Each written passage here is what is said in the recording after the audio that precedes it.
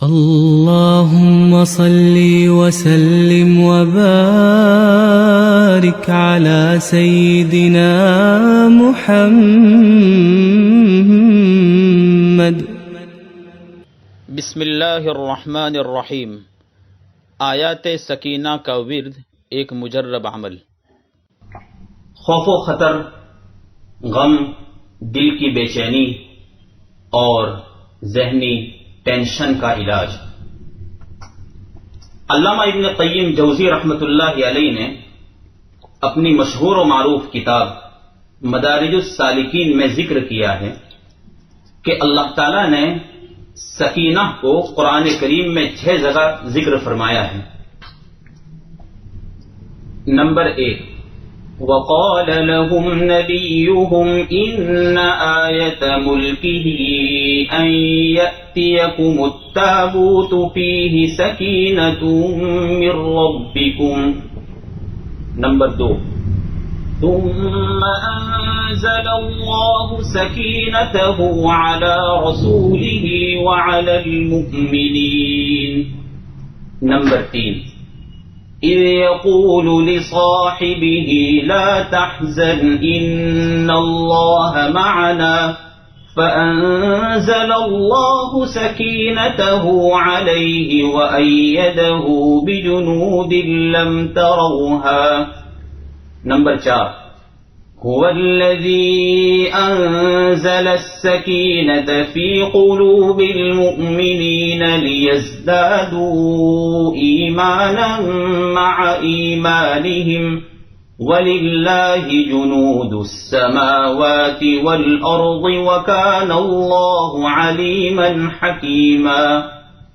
Number 5، لقد رضي الله عن المؤمنين إذ يبايعونك تحت الشجرة فعلم ما في قلوبهم فأنزل السكينة عليهم وأثابهم فتحا قريبا۔ نمبر 6، إذ جعل الذين كفروا في قلوبهم الحمية حمية الجاهلية فأنزل الله سكينته على رسوله وعلى المؤمنين۔ ان 6 آیتوں میں سکینہ کا ذکر ہے۔ شیخ الاسلام امام الانام علامہ ابن تیمیہ رحمۃ اللہ علیہ کو جب کوئی پریشانی لاحق ہوتی تو ان آیات کا ورد کرتے، اور ایک مرتبہ آپ کو بیماری اور ضعف کی حالت میں شیطانی خیالات آنے لگے اور معاملہ بہت زیادہ سخت ہو گیا، تو آپ نے اعزاء و اقارب اور ارد گرد بیٹھے ہوئے لوگوں سے کہا کہ آیات سکینہ کی تلاوت کرو۔ چنانچہ جب آیات سکینہ کی تلاوت کی گئی تو وہ حالت ختم ہو گئی اور آپ اس طرح بیٹھ گئے جیسے آپ کو کچھ ہوا ہی نہیں تھا۔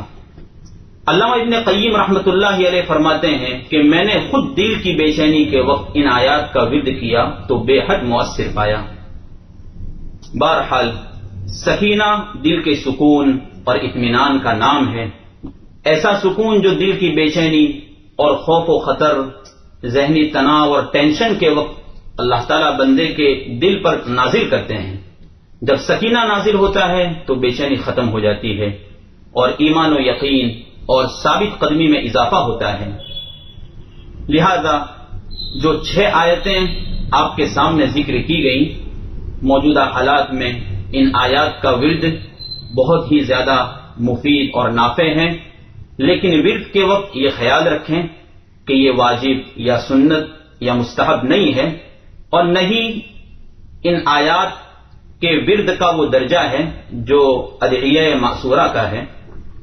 علی کل حال یہ ایک مجرب عمل ہے۔